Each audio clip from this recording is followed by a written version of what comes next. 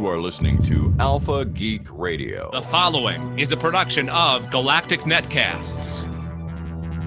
Do you see what I see? Fire in the sky. You are all touching. Wake up without me. I'm not 1 in a million. This has got to be a dream. You crazy kid. There ain't a such thing as an alien. It is Thursday, May 19th, 2016. Welcome to the Alien Invasion number 184, a production of Galactic Netcasts. I'm Dave Nelson, and joining me, last week we had me and Brad, or Brad and I, and this week it's Anessa and I, and Brad's, he's barbecuing right now, right? Yes, he's cooking dinner. So he's, does he have an apron on? Probably not, but he does have an apron. Actually, we have several aprons. Okay, I'm guessing that the aprons have some kind of geek-related thing on the front. I think, there's one, I know one for sure is not geeky. There's one that I bought from Woot, surprise, that was originally a t-shirt design, and it's all sorts of various kitchen gadgets like the cheese grater, steak knife, I'm trying to think what else, like the potato peeler, and just like a rolling pin, and everything just comes together in the shape of like an assault rifle, and it's called Kitchen Warfare is the name of the design, and I have that on my apron, and I was like, I really like that apron. So, and then I ended up getting Brad an apron like a year or 2 years ago. It was like Cthulhu themed. Oh, of course. So, and it's got this cartoon character version of Cthulhu standing over the world, and he's got like his little apron on, like he's grilling, and it's like, oh, sweet. So, yeah, we've got a couple, and there's a couple of others that I can't think of what the designs are, but those are the two that come to mind. I know we've gotten one in like a loot crate that I think was, I've totally gone blank on the name. It was, Breaking Bad. Like it was really popular, had to do with methamphetamines. Breaking Bad. There's a Breaking Bad themed apron somewhere in our collection. All right. From Loot Crate. So anyway, that's the apron update. Okay, thanks. And also thanks to Monkey Warhol again for providing our brand new theme. And they emailed us this week and said they heard the show with the intro and they were very happy. So, sweet. If you want to download the full song, and I think I was meaning to do this a couple episodes ago, but I forgot to. I'll put the link in the show notes as to where you can get that song. It's called Alien Syndrome, but you can find Monkey Warhol on SoundCloud and get it there. This is the podcast where we talk about beings from elsewhere in the universe and their appearances in TV, film, video games, comic books, science, and real life, or as I like to call it, tinfoil stories. I'm gonna call them that from now on. And I will identify them when they show up. And you got a tinfoil story this week. Yes, I do. Let's start the news. In the news. All right, so we're only doing 2 stories this week. Mine is pretty awesome. We've got this big sequel coming up. Alien, no, not Alien. Independence Day Resurrection. It's coming out in June. And it turns out the U.S. Army teamed up with 20th Century Fox to put out a couple of viral videos and kind of incorporate the fictional story of the War of 1996, into recruiting people for the actual U.S. Army. It's sort of brilliant when you think about it. So the 2 entities, 20th Century Fox and the U.S. Army, recently published, like I said, a couple videos. And you can actually, once you're done watching the videos, you can go to kind of a separate website. It's neither 20th Century Fox or U.S. Army, and play some games. that are kind of alien related. And between each one, it gives you like, hey, if you think you're good at that game, you can use your skills for this job in the U.S. Army. And they're trying to really emphasize tech jobs, high tech future jobs, because it's not just people in like foxholes anymore or the trenches, right? It's the Army has become very, very high tech with drones and cyber warfare and that kind of thing. Yep.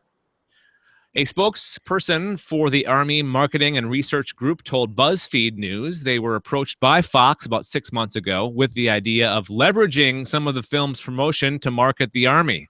The studio's plans dovetailed with with what the spokesperson called the patriotic season. Did you know that there was a patriotic season, Anessa? I did not, but it makes sense because I mean, I would imagine that would probably be more of a summer thing. Between May and July. Yeah, like you've got Memorial Day and then you have 4th of July. So that makes sense. And Memorial Day is next weekend, right? Yes, it is. See, this weekend is the long weekend for Canada, which is Victoria Day. That's Monday. It's always like the week before Memorial Day weekend. They call it the May long weekend. Oh. Actually, every month during summer, there's a long weekend. So it's like May long weekend and June long weekend. And there's always a holiday that kind of makes one long weekend each summer. It's kind of a big deal here. Anyways, the campaign seeks to capitalize on the patriotism aroused in viewers by fictional battles with aliens who are seeking to destroy the inhabitants of Earth. Fans of the movie are likely to fall into groups that are targets for Army recruitment. People who are interested in science, engineering, technology, and mathematics. The Army didn't participate in the production of Resurgence. However, the collaboration on a marketing campaign is still something of a departure for the military, according to historian and author Lawrence H. Sid, who told BuzzFeed News that the military declined to collaborate on the production on the original film in 1996. The reason, he said, was because the service had been saying for almost 30 years there were no such thing as flying saucers. So it sounds like they're kind of not necessarily changing their, and this is my tinfoil theory on this. Another way for the U.S. military and the U.S. government to get us used to the idea of aliens.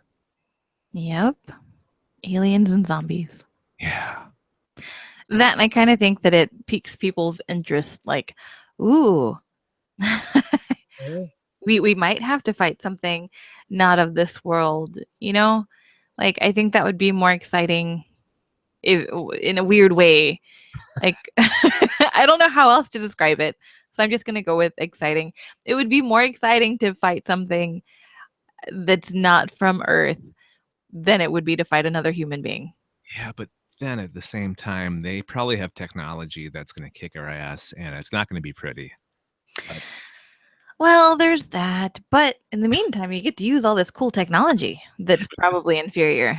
Steal their technology and But you know, for ourselves. there's something to be said about that, because look at Battlestar Galactica and how Battlestar Galactica was against putting everything online. And they used the old school phones and nothing was networked together. And it worked out to their benefit because when the Cylons couldn't take over as easily. And you can also go back to like the original War of the Worlds, where it was our viruses or our bacteria that was the thing that they they weren't able to adapt to the foreign bacteria or viruses or whatever that's here on Earth, and so they died, which was actually very fortuitous for us.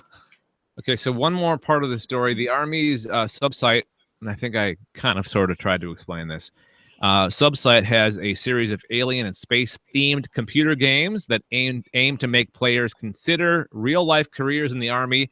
After each game, the website briefly explains what individuals with that job do in the real U.S. Army. It provides a Learn More link that redirects players to real job description. Additionally, if the player scores well enough on the game, they can unlock an exclusive video from the movie. Bum, bum, bum. And I watch these videos. They're pretty cool. The one's not really that fancy, but they do talk about the he's basically explaining that he's fine with his daughter joining the army, or I think it's like the Earth Defense Force or something like that. And because I fought in the War of 1996, or whatever it's called, the Battle of 1990. What is it? Yeah, the War of 1996. Ah, Kind of neat to see the real life colliding with the fiction of our ages. indeed. Do you think this is a good idea? Do you think this sends the right message, or do you think do you feel there's any underhandedness when it comes to this kind of thing? Not really, because I mean, for right now, as far as we know, like the odds of being attacked by extraterrestrials is very slim. Mhm. I think it's a great way to get the attention of today's youth and get them interested and get them like interested enough to where they inquire and they're like, oh, this sounds pretty cool if I get to do this, this, and this. And like, who knows, maybe someday there will be an alien invasion that I'll, be able to help defend the world against. But, for now, they are like, sure, I'll totally defend my country. So I think it's something similar to what the CDC did with the zombie apocalypse and trying to get people interested and be like, hey, this is what you need to survive a zombie apocalypse. Hey, everything that you've packed, you can use to try to survive like anything, like any emergency, natural disaster, whatnot. So I think it's a good way to get people's attention, and hopefully it'll work to their benefit and they'll get people to sign up. So We would love you to sign up to help us financially. How about that for a segue? yes, we would. You won't be fighting aliens though, so don't get too excited. Yeah, thank But God. you'll be helping us talk about aliens. Yeah. So there's that. Okay, the Alien Invasion is the oldest podcast on the Galactic Netcast network. It's 5 years old this year. And wouldn't this be okay if you've been listening to us for a long time and you've always thought, hey, I love what you guys do, but how can I do more? We love it when you share the episodes or you tell your friends about this great podcast. Hey, you should subscribe to it. You'll love it. But there's something else you can do. You can give $1 a month, and that's all we ask is $1 a month. We do have other levels, but really want to focus on the $1 a month. Pledge at Patreon, patreon.com/Galactic Netcasts. It's a drop in the bucket. Okay, it's nothing. $1 a month, and with that $1 a month, not only will you get the satisfaction of helping us out, pay for things that we have to pay for each month to keep this train going down the tracks, like the audio hosting and the web hosting, that kind of stuff. But you'll also get the exclusive access to our Slack chat channel. Slack is this app that keeps on growing and growing and growing, getting more and more popular. And we've got a group on Slack. It's all basically Galactic Netcast producers, hosts, guests from other shows, and our patrons, our Patreon supporters. And that can be you just by going to Patreon, patreon.com/Galactic Netcast, and help us out. We'd really appreciate it. NASA, aliens on Jupiter's moon look like humans. Tell me more, Anessa. An Earth-like moon may have human-like aliens, as you just said. Imagine that. Yeah. So NASA has been searching for new places in the galaxy, places to build future space colonies, and possibly find life on other planets and moons. Or at least signs that life did exist before, hence the rush to Mars. In their search, they have identified the Jupiter moon Europa. If Jupiter has the moon similar to Earth, then human-like aliens could exist on said moon. Well, that is a theory, a loose theory at that. However, a recent study by NASA found some very interesting characteristics on the Earth, like Jupiter moon, NASA's Jupiter moon study. What? It's whatever. So researchers at NASA Jet Propulsion Lab in California uncovered an ocean-like condition under Europa's surface of the ice. The ice-covered ocean was found to have just the right balance of energy, the energy that would support life. Another Earth-like characteristic of the Jupiter moon is its similar oxygen production. The oxygen level on Jupiter's moon Europa exceeds the hydrogen production by 10 times. NASA said that it is studying the flow of energy and nutrients on the alien moon to better understand Earth, but maybe they are just looking for a new place to colonize. The links between Europa and Earth may also be a connection to aliens similar to humans. This could be groundbreaking evidence towards the actual existence of aliens. Eliminating government cover-ups and conspiracy theories once and for all. Even if NASA doesn't find the living human-like aliens on the Jupiter moon, it would still be cool to find an alien body frozen in time. God, can this story have mentioned the word alien any more times? You know, I really have to say, and I kind of wish I went through and changed it, but they kept talking about the Jupiter's Earth-like moon like half a dozen times. I could just say Europa. Yeah. I think we get it by now. So anyway, the recent discovery of the alien ocean and its Earth-like links may lead to a series of missions. NASA did say that more research is needed to better understand the balance of the oxygen and hydrogen work. The space agency also said that a launch is scheduled for 2020. A radiation-tolerant spacecraft will launch towards the Jupiter moon. Once in orbit, it will make a series of flybys. Photos will be taken, and data may prove to be useful for future Jupiter missions. Will Mars be replaced for Europa moon aliens that could unlock human secrets? Stay tuned. I added the stay tuned. They kind of like left you hanging. So Nice touch. and that was from clapway.com. So I think the main point of the story is there could be life on Europa. I don't think it'll be human-like though. A clickbaity, It is deceiving very title. I didn't want to spoil anything, but yes. I just did a clickbait on the podcast. I'm sorry, Dave. Damn you, Anessa! I was hoping that we'd talk about human-looking aliens living. Yeah, I kind of hoped that, they would be like, oh, Gutens or something. Who knows? But yeah, no, I think it's. I like the idea of exploring Europa more and not just focusing everything on Mars. I like that we're branching out to other places, planets, moons. So who knows what we might end up finding. Maybe we'll find some new elements. Even if we don't find life, like some new elements. That would be awesome. That'd be bizarre. Any kind of discoveries would be awesome. And I think there's a lot going on. I think we're going to find a lot of interesting stuff on Europa once we get there. Yes, I do too. Plus, I mean, it's a source of water in the solar system. Like when we run out of water, which we will someday, there is so much water in this solar system that I think we'll be fine. We just have to get it from wherever it is to us.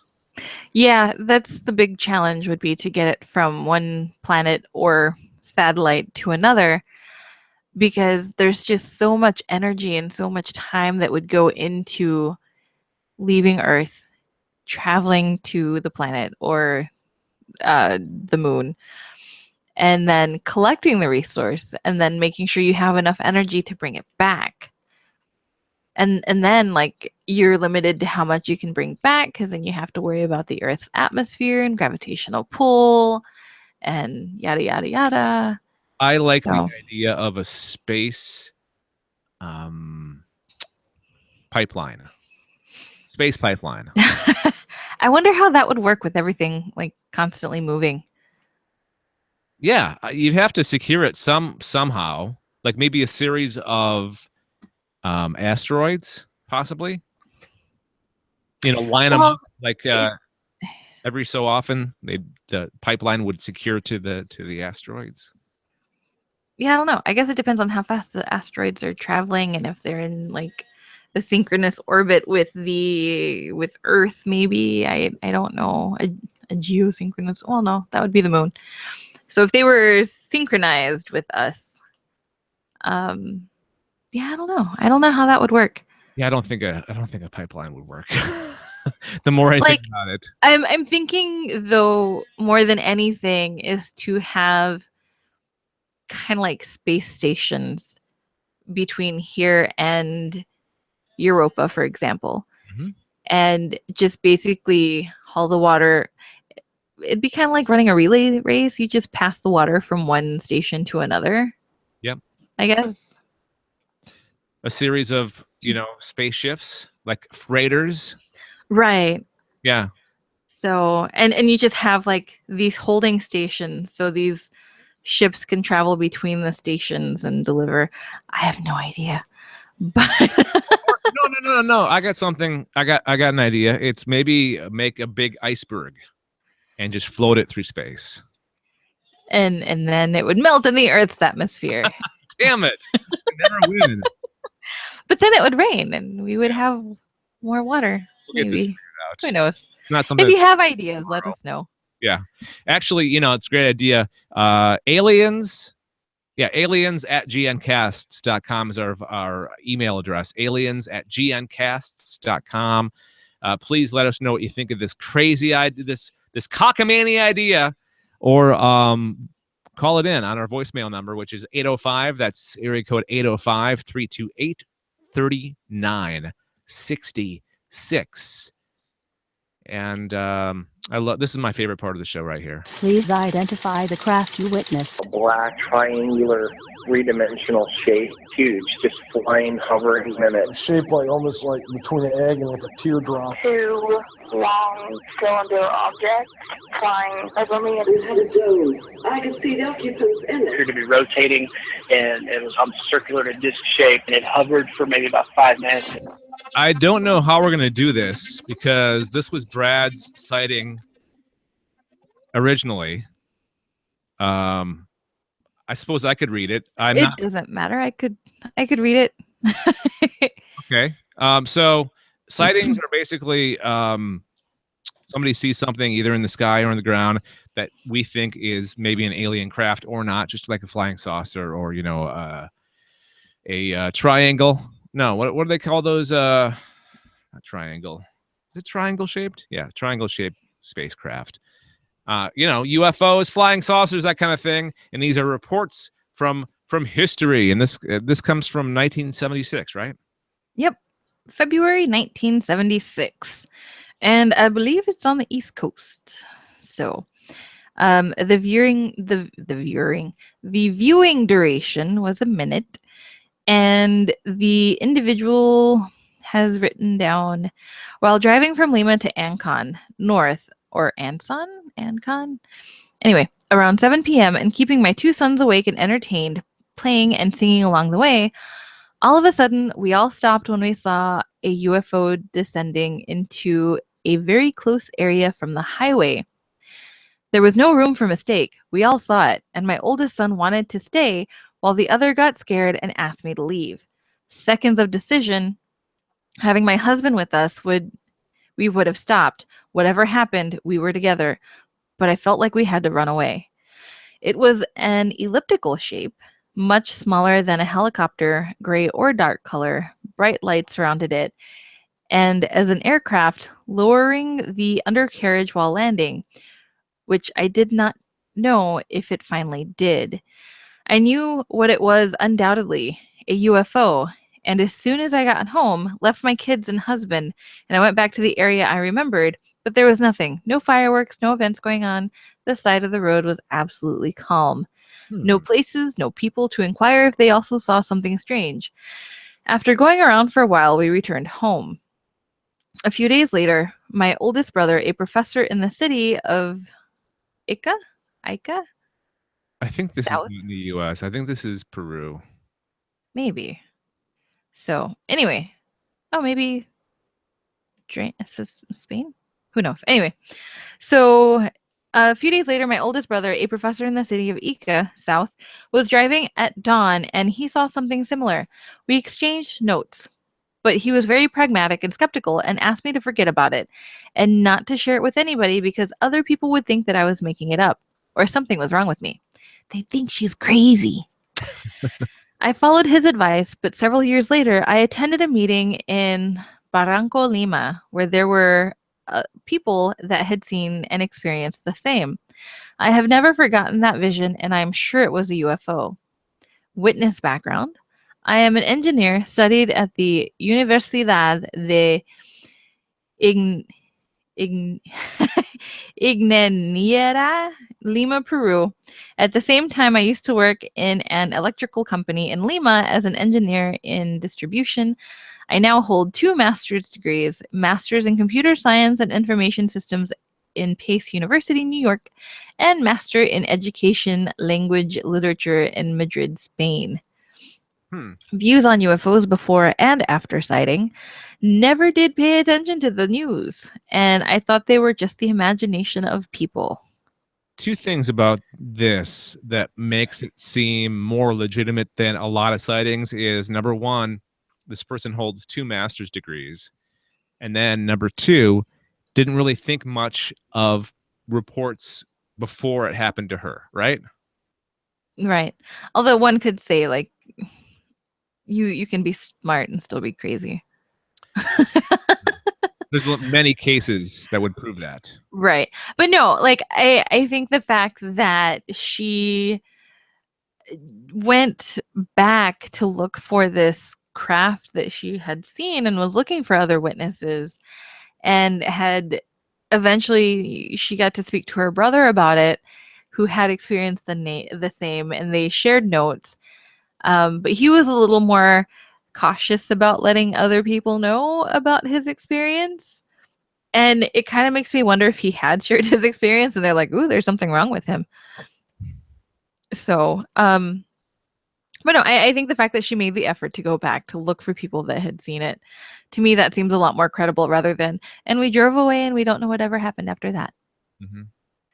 So she made that extra effort to go back and find it. The extra mile, or probably in this case, the extra kilometer, because it's South America. Kilometer. So, what was I going to say? Oh, I hate when people say UFOs because anything can be a UFO.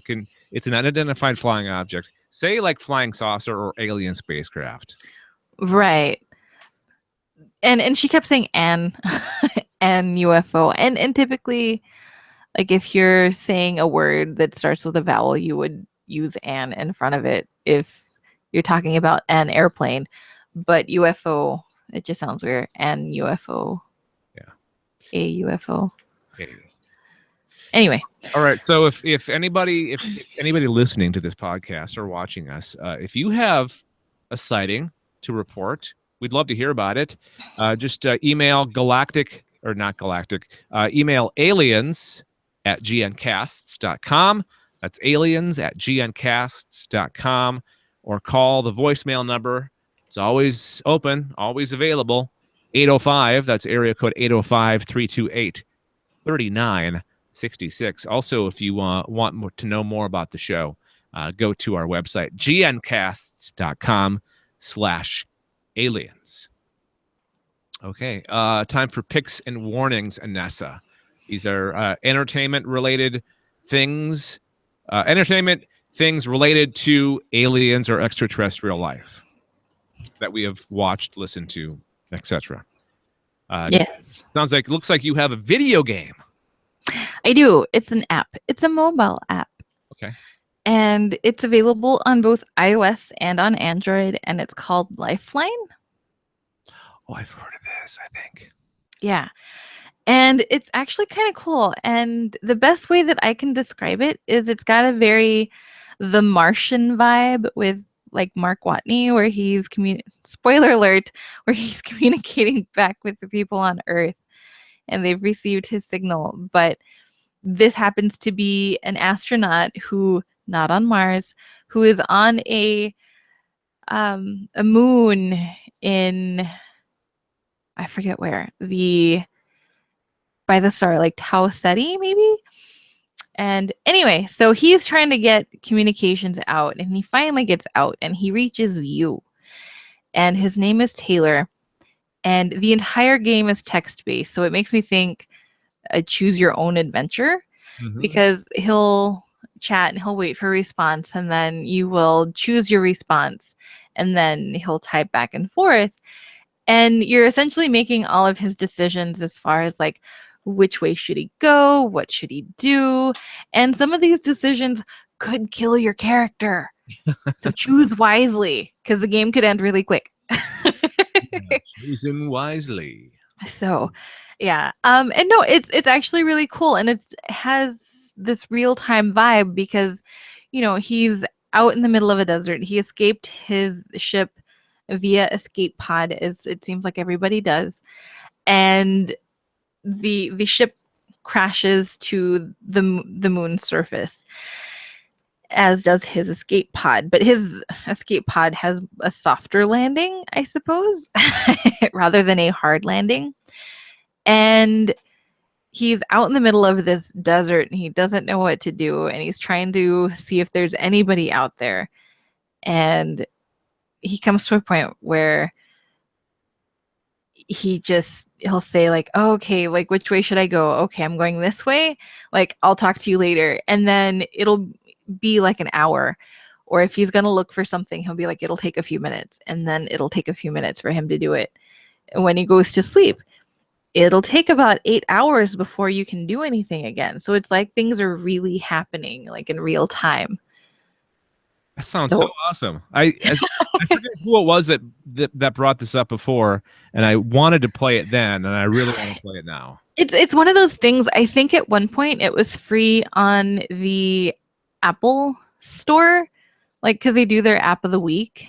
And I was looking at my purchased apps, and it was there. And I'm like, I don't remember buying this, but I will go to the app of the week, and if it seems remotely interesting, I'll go ahead and download it and play with it eventually.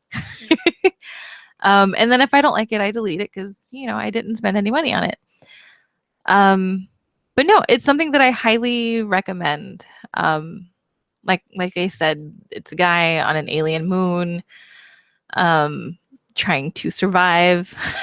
You don't have like a ton of detail, like what's the atmosphere like, at least not until maybe later, if they go into that at all. So, but he has like a life suit essentially that you know that he's using, so it'll send vitals and stuff from time to time on how things are going. Sounds cool. It's about $3 in the App Store. Yeah, it looked like it was like a couple bucks on iOS and Android, at least here in the States. I recommend it. I think if you were to play it pretty regularly, I think it's supposed to take place over about 3 or 4 days. But I'm so sporadic, it takes me much longer than that. But you make him wait. I make him wait because it's like, and the cool thing too, I suppose, if you have the money and have purchased an Apple Watch, is it's supposed to play really well on there because they're really short messages. Yeah, and so you can just communicate like from your watch as well. But I use my phone or my iPad or whatever because I don't have an Apple Watch. I like my solar powered watch. Thank you. Oh, you have a solar powered watch. That's cool. I do. Yeah, I had a solar powered watch for about 10, 12 years, and then it was really not a fan of the Wisconsin winter, and I think the battery was finally starting to give, and I'd have to send it off to get it fixed. And so my mom just ended up buying me another one. Nice. So, yeah, I really dig the solar powered watches. Seiko and Citizen both have them, and they last forever. Speaking of solar power, I saw a really cool story this week. This company in Australia developed this shingling that you put on roofs. That, number one, it generates electricity, and then number two, it actually heats water. Oh, that's nice. Like the water goes through the roof itself or something like that. I forget how it works, but it's far from being like mainstream, like you can buy it, but it's right. Step in the right direction. It's not like solar paneling that looks like solar paneling. It's actually shingles that you put on a roof. That sounds really cool. Yeah, I love how the world is finally making strides in efficient renewable energies. I'm encouraged. Yeah, no, I like it. And like I said, I really dig my solar powered watches. So but anyway, no, going back to my pick, the game, I recommend it. I recommend giving it a play. Like I said, there's a lot of downtime between like what he's doing. So it kind of gives you that feel that like it's actually happening.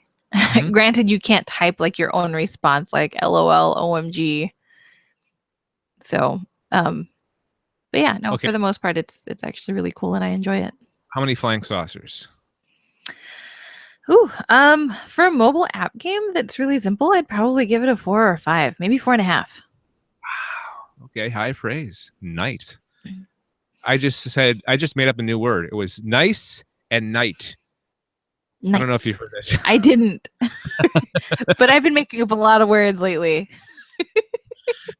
All right. So my picks, I have 2 actually, but they're pretty much the same thing. It's from this YouTube channel called Watch Mojo. You ever heard of it? I have not. Watch Mojo does kind of top 10 lists where they'll run down the top 10, I don't know, Drew Barrymore movies, or like the top 10 space opera films, or favorite superhero comics in movies, or something like that. And they're very successful. They have a lot of subscribers. You see a lot of their videos on YouTube. And I found a couple of alien-related Watch Mojo videos. And the first one is top 10 alien franchise movie moments. So if you don't want to actually watch all of the original true alien franchise movies, that's Alien, Aliens, Alien Resurrection was the third. No, Alien 3, and then Alien Resurrection, I believe that's the order of them. They kind of run down the best moments from those films. And there's all the typical moments like the chest burst. I think the chest bursting scene is actually number 1. But there's like when Ripley finally destroyed or killed the alien queen in Aliens with the loader, the mechanical loader that's in there, where, spoiler alert, she dies in, I think, 3. She sacrifices herself by falling into like a vat of acid or something, because there was the alien creature growing inside her. She had an alien baby growing inside her. I'm trying to remember, because at one point, was it in Alien 3 where the alien baby gets sucked out of a little portal or something? I don't know. I think it was the third Alien, because she ends up having like the alien baby, I think. Oh, I thought because according to this, she killed herself before she actually had it. Well, I remember a baby alien being sucked out of a portal. I don't remember which one it was. So it might not be that same movie. It might be a different one. But I, for some reason, wanted to say that it was the third one. Okay. And I love the on this top 10 list, they did like also rans, like moments that almost made the film, and one of them was Hicks, who was played by Bill Paxton, right? Paxton? Yeah. Not Pullman Paxton. Yeah, not Pullman. Yeah, not Pullman Paxton. That's his name. Bill, not Pullman Paxton. Where he goes, where he starts, game over. That's the famous line, right? Game over. Game over, man. Game over. So that's on the list. And that's the first video. The second video is top 10 human versus alien fights in movies. And some of the most iconic ones are on it, like, for example, Will Smith hitting the alien, and he goes, "Welcome to Earth." Remember that one? I don't, for some reason. That was in Independence Day, the first movie. I don't remember him saying that. That's the number. It's been a long time since I've seen the movie, though. That is the iconic scene from. Well, no, it's not the iconic scene, because Speaking of Bill Pullman in Independence Day, his whole line about because he's the president, he does that whole thing on the eve. The whole spiel. Yeah. Yeah. No, because for some reason when I think of Independence Day, I always think of when Bill Pullman, not Paxton, asks the alien, like, what does he want from us? Or what do they expect from us? And they're like, we expect you to die. Yeah. So that's what I always think of. Maybe I'm just a Debbie Downer. No, you're not. By the way, are you excited about Alien Resurrection or not? Keep on saying Alien Resurrection. Independence Day Resurgence, is it? No. I don't know what it is. It's ID 4 on the box. No, Resurgence. I think it'll be a fun movie. And I will end up watching it. It's Resurgence, by the way. Yeah. But no, I see the previews and like I know it's not going to be the same as the first one, which is a good thing. Mhm. And I like that it's not a remake. Yeah. Because they seem to be rebooting everything these days, even if it's not that old. Mhm. And no, I'm looking forward to it. I hope it doesn't suck. There's a lot more future tech. Like they've taken the aliens technology and kind of adapted it to suit their own purposes. And there's a scene that I saw in one of the trailers was there's a base on the moon, which I think is pretty cool. Mm-hmm. I'm really digging moon stuff recently. Well, like the moon is our closest satellite. And granted, I'm all for going out and exploring Mars and exploring Europa and exploring places beyond the boundaries of the solar system. But at the same time, I think there's still a lot to learn and a lot that we could take advantage of with exploring the moon. Mhm. And maybe one day setting up a lunar base of some sort. But I really do think that there's a lot that the moon could teach us that we don't know yet. Like NASA is seriously going to work on putting a base on the moon as a stepping stone to Mars. Mm-hmm. That's the thing that they're working on, which is very cool. And then there's all these private companies also working on, there's private companies. China is thinking about then the European Space Agency, they got a moon base plan. So the moon is going to be a busy place here in the next couple of decades. Gonna be the happening place. Yeah. We would love your feedback. Aliens at GNcast. Oh, by the way, 3 out of 5 flying saucers for my, 3.5 out of 5. I'll do 3.5. Moving up. If you have feedback on anything that we talked about tonight or on this episode of the Alien Invasion, we'd love to hear from you. Aliens at GNcasts.com. That's aliens at GNcasts.com. Or call the voicemail number, area code 805-328-3966. Heck, use it as a text message. But of course, fees may apply. 805-328-3966. Go to our subscribe page, gncasts.com/subscribe, to subscribe to this podcast on iTunes, Stitcher, Google Play, and other areas.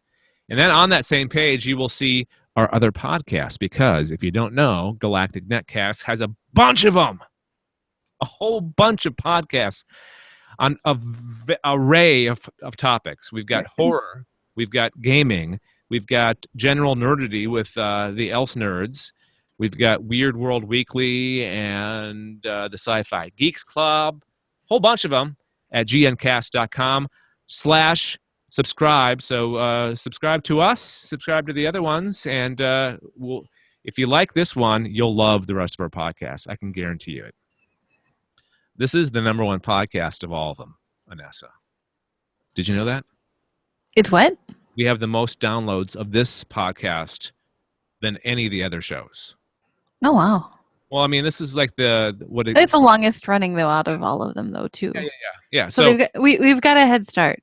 Yeah. I mean, this has been around since 2011, and our other ones, the oldest, I think the next oldest is like 2 years old. So, we got some catching up to do. So if you like this podcast, people, subscribe to it if you haven't yet. and then subscribe to the other ones.